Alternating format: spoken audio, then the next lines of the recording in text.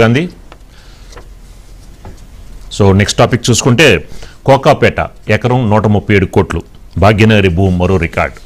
So మొత్తానికి HMDA పంట పండింది. సో ఇప్పుడు కేసీఆర్ హయాంలో కోకాపేట నియోపోలిస్ ఎకరం 100 కోట్లు అంటే అమ్మో అనుకున్నారు. కానీ ఇప్పుడు 137 కోట్లు. కానీ గత నెలలో రాయదుర్గంలో కనుక వేలం వేసిన దాంట్లో 177 కోట్లు వెళ్ళింది ఎకరం. కానీ ఈసారి అది ఫస్ట్ హైయెస్ట్, ఇది సెకండ్ హైయెస్ట్ 137 కోట్లు. అంటే ఒక విధంగా హెచ్ఎండిఏ ఏదైతే ఆశిస్తోందో ఆశించిన దానికన్నా కూడా రియల్ ఎస్టేట్ వ్యాపారులు మొత్తం వేలంపాట్లో ముందుంటున్నారు. ఈ యొక్క ఏదైతే కోకాపేటలో ఆ రోజున ఎకరం 100 కోట్లు పెట్టి కొన్న వాళ్ళు కూడా ఆకాశాన్ని తాకేలా కూడా అక్కడ అంతస్తులు అపార్ట్మెంట్లు కడుతున్నారు. మరో పక్కన అంటే ఇది కోకాపేట నియోపోలిస్ అనేది ఎంత సెంటర్ ఆఫ్ అట్రాక్షన్ అయిందంటే హైదరాబాద్ మొత్తంలో హైయెస్ట్ ప్లేస్ ఇదే, హైట్ వైజ్గా చూసుకుంటేది. సో అక్కడి నుంచి కనుక చూస్తే మొత్తం హైదరాబాద్ మొత్తం కనిపిస్తున్న వేలో భాగంగా కూడా ఒక ఆ సెంటర్ అనేది కోకాపేట నియోపోలిస్ జంక్షన్ అనేది మాత్రం ఇప్పుడు చాలా హైలైట్ అవుతుంది. ఇలాంటి చూసుకుంటే హెచ్ఎండిఏ ఈ రేవంత్ రెడ్డి ప్రభుత్వం వచ్చిన తర్వాత అదే 100 కోట్ల హైయెస్ట్ అనుకున్నారు. కానీ మొన్న చూసుకుంటే గత నెలలో రాయదుర్గంలో 177 కోట్లకి వెళ్ళడం, ఇప్పుడు 137 కోట్లకి వెళ్ళడం అనేది చూసుకుంటా ఉంటే ఒక విధంగా రియల్ ఎస్టేట్ అంటే ఏదైతే విపక్షాలు ఆరోపిస్తూ రియల్ ఎస్టేట్ పడిపోయింది అంటున్నారు. కానీ ఈ యొక్క వేలంపాట కనుక చూస్తూ ఉంటే హైదరాబాద్లో అంటే ముఖ్యంగా తెలంగాణలో రియల్ ఎస్టేట్ అనేది పడలేదు, రియల్ ఎస్టేట్ భూమి అనేది ఇంకా కొనసాగుతూనే ఉంది అనేది. సో ఈ రోజున జరిగింది ఈ యొక్క వేలంపాట.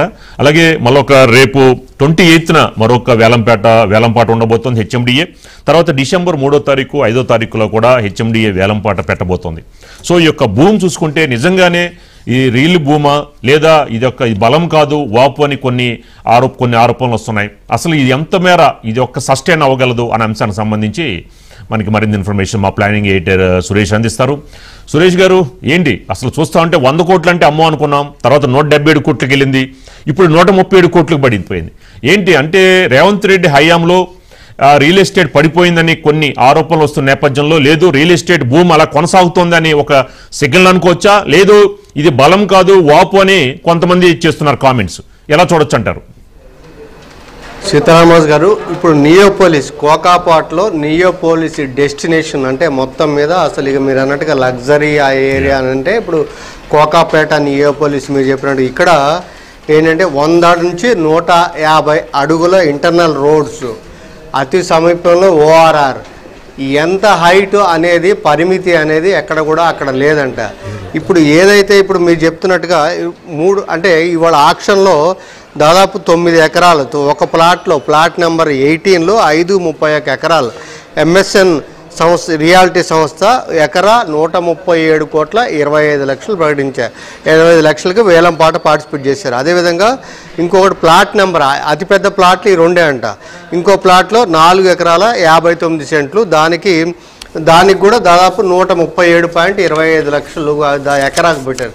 అయితే ఇక్కడ సీతారామరాజు గారు మీరు చూడాల్సింది ఏంటంటే నియోపోలిస్లో 3 దశల్లో వేలం అనేది జరుగుతోంది.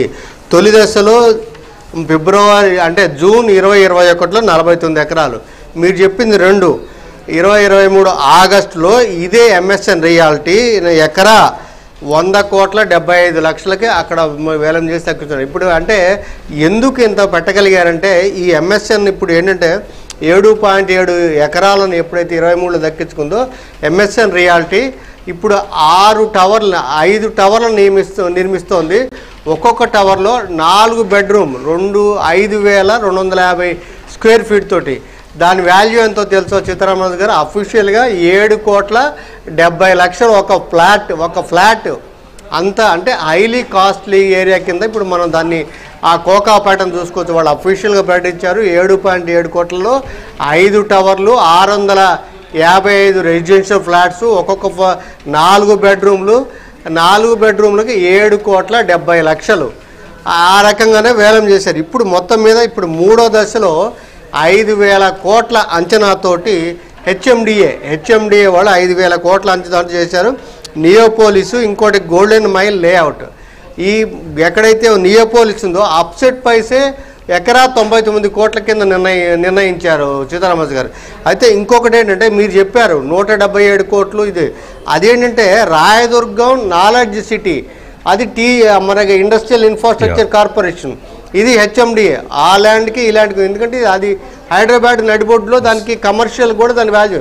ఇక్కడ మొత్తం మీద కూడా రియల్ అంటే రెసిడెన్షియల్ ఫ్లాట్స్ అంటే గేటెడ్ అనండి, ఇంకా సెమీ మనకి ఫర్నిచర్డ్ అని, ఇంకా లగ్జరీ అని, ఇంకా లగ్జరీ అది దాన్ని ఏం పదాలు వాడాలి, అంత లగ్జోరియస్ హౌస్లకు కట్టి ఇప్పుడు అక్కడ కూడా ఇంటర్నల్ డ్రైనేజీ ఇంటర్నలే కాదు, యాక్చువల్గా కరెంట్ కూడా under ground drainage current cables ఆ ప్రాంతం వరకు కూడా పక్కనే మరి గండిపేట కూడా దగ్గరే ఉన్నట్టుగా చెప్తున్నారు. మొత్తం మీద అందుకే అలాంటి ప్రాస్పెక్ట్ కాబట్టి ఎకరా 157 కోట్ల వరకు 137 కోట్లు పెట్టగలిగారు సీతారామన్ గారు. రైట్, థ్యాంక్ యూ సురేష్ గారు.